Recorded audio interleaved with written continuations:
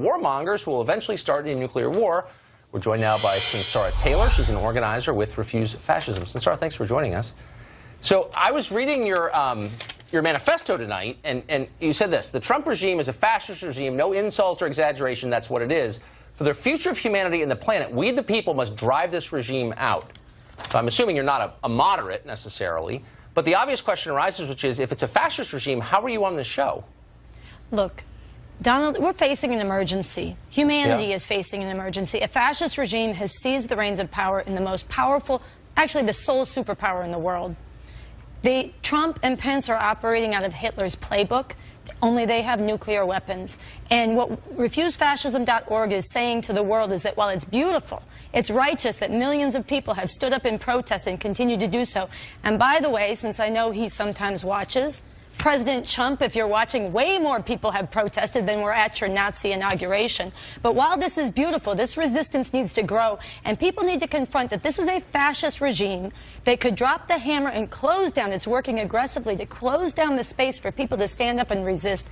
And so in the name of humanity, 7 billion on this planet, we need to pour into the streets and say no. We refuse to accept a fascist America. We refuse to accept this for the world, and we must drive them out. We need to stay in the streets. I mean, so many questions come to mind, but the obvious one is this. I always thought that the day somebody got up, a Republican, and said, you know what, we got to focus on jobs, no more pointless wars in the Middle East, and by the way, I'm a secular guy, they would say, you know, it's kind of my kind of Republican.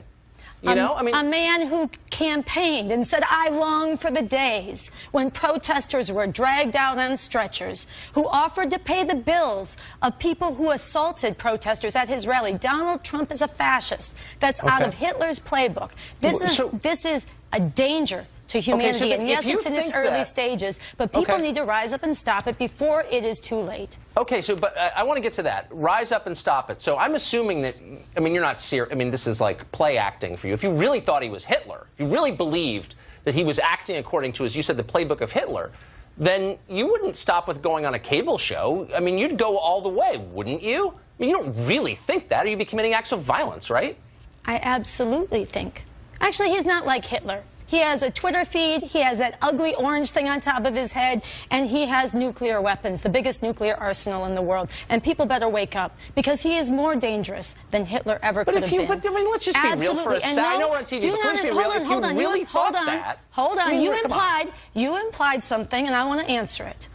You implied that I'm going to do something that's untoward, whatever. I'm calling for mass political protest and resistance, building on what's happened and staying in the streets in the name of humanity. Before the man starts, he asked 3 times, if I have nukes, why can't I use them? No, I can this see is the mass incineration of human beings on an industrial scale. I can see you're spun against up here. Humanity. But let's just be more specific, because I want to take you seriously. I assume you're being serious, hard as it is to believe, when you use rhetoric like he's Hitler, he's going to incinerate the world. No, I said nuclear weapons are the mass incineration of human beings on an industrial scale. Sure. You think he could destroy the world? Nukes are no big deal for you. I know you like to carry water for the liar-in-chief. I know you like to justify and rationalize the sexual predator-in-chief. But I don't think this is a joke. This is for humanity, and he is dangerous. But what are you going to do about it, Sunsara? That's my question. Other than, like, jump around in the street with a sign in your hand, okay, no, and write your little manifesto. Refusefascism.org has a manifesto. As you said, refusefascism.org, we say we have 4 things people should do. They should manifest the no. They should protest every outrage and crime. But we have to have a single unifying objective. And the people who are waking up in this country, who are horrified by this man with his finger on the nuclear weapon, we need to recognize that he has to be driven from office through mass political resistance before it is too late. Fascism advances through stages.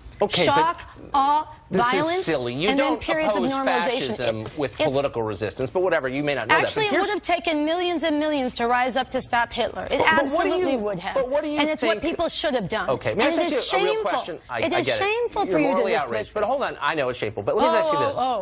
It's funny to you. Question. So the no, because I know you love to carry water for this criminal, this war criminal wannabe in chief. Right. He's itching. But hold on. You find that as petty matter? There were 62... Tucker, you find that petty?